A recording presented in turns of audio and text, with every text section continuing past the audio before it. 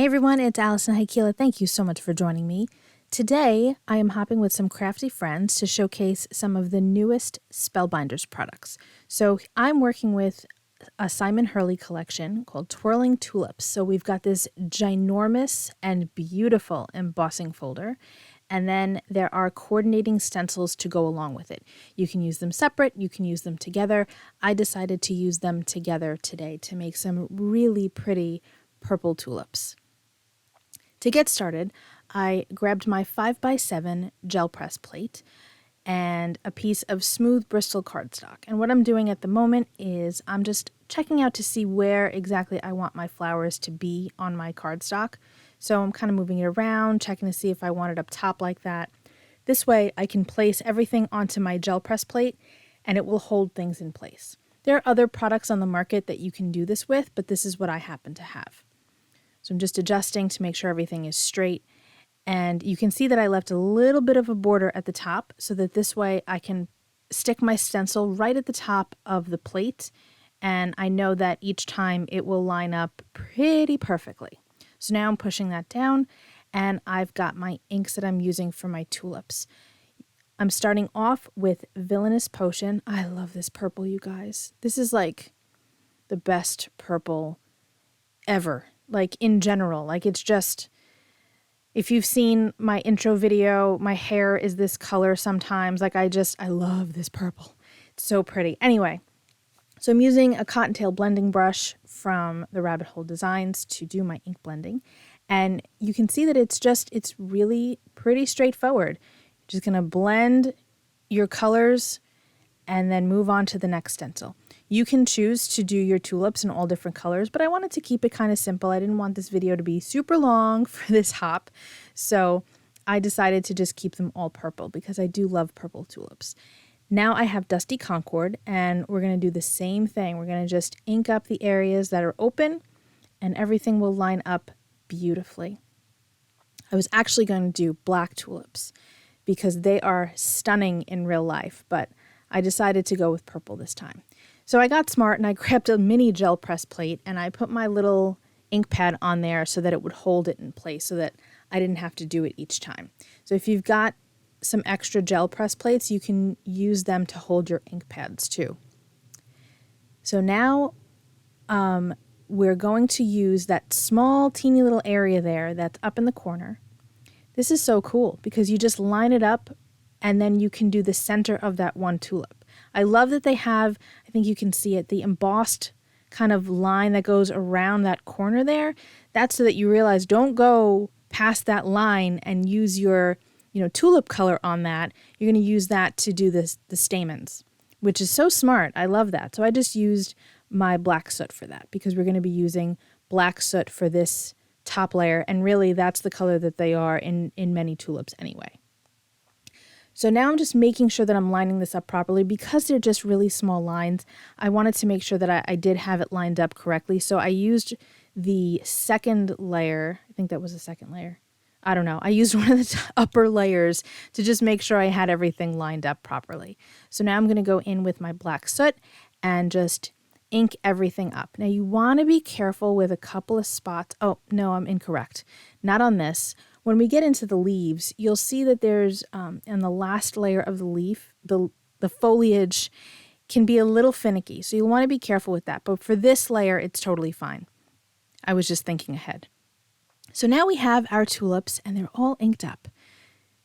Aren't they pretty? I love that. I think it's so fun. It's different. I do love tulips of all colors, and you'll see in the future some cards that I make with, pastel colors and whatnot, but I just wanted some rich purples for this. So I'm starting the foliage with Mowed Lawn, and we're going to lay that layer down. And, it's pretty straightforward, you guys. What's really great about this particular stencil is that you can line it up so easily by just looking at that one tulip. You see how I pointed that out? As long as you've got that in place, then the rest of the stencil will be perfect. So you're just going to follow that one little area around the tulip. Some simple ink blending here, and you can, obviously go crazy with this and use multiple colors in one section and all of that, but I decided let's just keep it simple and it's going to come out great no matter what. That mowed lawn looks really bright on screen, but if you've got Distress inks, you know that it's not quite as neon as the way it's looking right now on camera. Rustic Wilderness is my next color of choice for this, and we're just going over the same sections. Again, I sound like a broken record, but it's really just that simple. So to save time, we finish that up real quickly, and this is the layer that I was talking about. So you want to be careful that that leaf that's in the middle bottom area has an area that can be lifted pretty simply, as well as the top right. So just be careful. I'm going to point it out. See how I'm showing you that with my finger?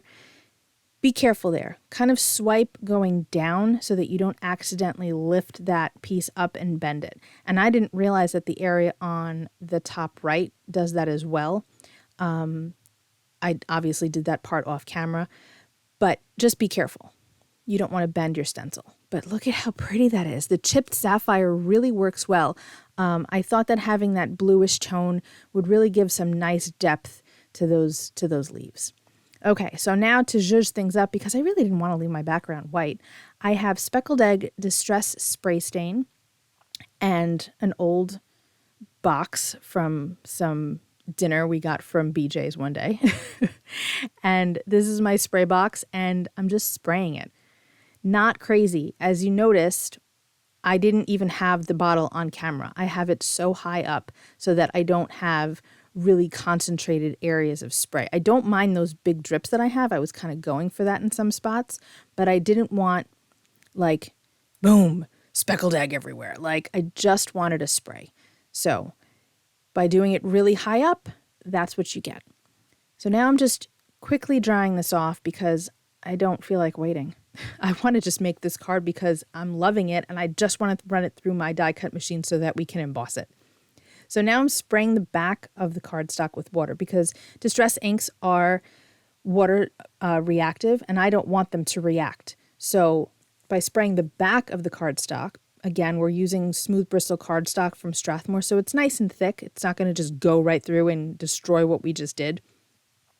It will help break up the fibers a little bit, and it'll help the paper accept the embossing a little bit better. So I taped that in place really carefully, made sure that I didn't shift it at all. And look at the dimension. Seriously. Oh, it's so cool. But you can see that I've got some cracking. If we would have sprayed the front, that probably wouldn't have happened. But an easy remedy to that is to just take the stencils, place them back on top of each section, and just ink blend. I don't even need to add more ink to my brush. There's plenty of residual ink on there. So I'm just going over those areas that are showing up with some white because of the cracking. Nothing cracked all the way through, but I don't want that white to show. So this is just a really simple way to just kind of remedy that problem, and it looks like nothing happened at all. So I'm going to do that with each section that has a little bit of that cracking. But it's quick and easy. Again, you don't really have to put any extra ink on there. Now you can see the cracking in that section. I actually did put a little bit of the ink on this one because I had used the other purple first. But for the most part, like if you want to be, just get it done fast, you don't even need to ink it up again. See? Like nothing ever happened. So much better, right? I love this embossing folder. It's so pretty. So now I have the handwritten sentiments. These were also just released. And I'm going to use Rustic Wilderness and ink up a piece of cardstock so that I have the same green that we've stenciled with for my die cuts. And at this point, I'm not quite sure if I'm going to be using the shadow layer or not. So I'm just cutting off that section, and I'm going to run those two focal words through my die cut machine. And now we have them, and now I'm going to try to decide where I want it. You can see that I left the dot of the I in the cardstock still so that I don't lose it, because that's been known to happen. So now I'm trying to figure out where I want them and if I like it like this. And I'm deciding it's not standing out enough. What are we going to do? So we're going to grab some vellum. Vellum is a great paper to use if you want to have a shadow layer, but you don't want to take away from your background, because it just softens things without it being obtrusive, right? It's there, but kind of not really, right? It softens the area and helps those words stand out, especially because they're so delicate. It works. It works. So grab some vellum and use that as a shadow layer, and I think that you'll be pleased with the results.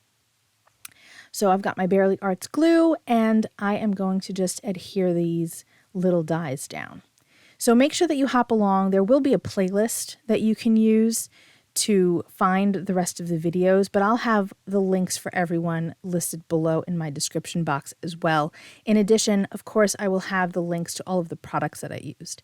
So each month, some folks that get the new Spellbinders products do like to have a video hop. There will also be an Instagram hop, and I got to participate this month, which is very exciting. So I hope that you enjoy these new items. I love everything that I've been seeing. I don't have everything, but the stuff that I did receive is just beautiful. And these hops, by the way, are not sponsored by Spellbinders or anything like that. This is just a group of us that decide to hop together, and it's all started with LV Handcrafted. She is the mastermind behind all of these hops, and I appreciate all of her hard work every single month. Even when I'm not participating, she does so much for the crafting community, so I am very grateful to her. I'm adhering those pieces down. I've got my gigantic block to weigh them down on top, just so that they adhere well, especially because that embossed panel is super, up and down and high and low and all of that. So that's helpful. Of course, I can't leave my cardstock, my card base, I should say, white. So I am using some speckled egg all around the edges, and that just works perfectly back with the Distress spray stain that we used earlier because it's the same color. And it really makes that color pop even more, which I really like. So I'm just going around. I don't need to glue the whole panel because a lot of it is, debossed on that side. So there's no need for glue there. And the Barely Arts will hold it perfectly without it being completely covered with glue. And now we're just going to hold it in place. And our card is done. No bling necessary. Of course, you could add it if you want to, but it's just pretty just like this. Loving this set. Really excited I got to play with it, and I hope that you are excited to see more because I've already got some other cards made with this stuff, so look forward to that. That's it for me today. Be sure to hop along with everyone else, and I will see you all very soon. Be well, stay safe, peace out.